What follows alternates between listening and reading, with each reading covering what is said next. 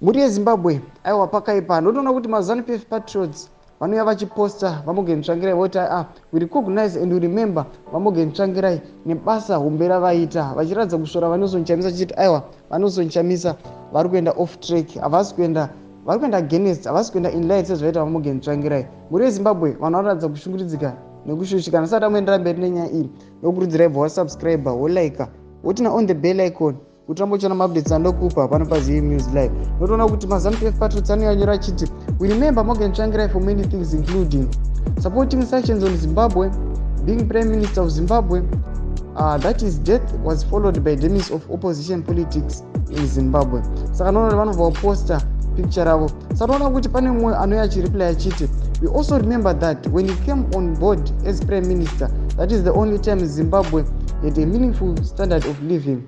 We don't want to imagine what life would have been if he had become president, because where we are now with the Zanu PF government is a sorry state. Mumweya anonyora achiti we remember Zanu PF 4, vanobva nyora zvano remember Zanu PF 4 nazvo achiti corruption, rigging, abductions. Saka mumwe anoya achiti so you remember what you did to him. Ndozvikaitaura nevanhu vachiti aiwa musada kubvisa vanosochamisa pachinangwa chavo.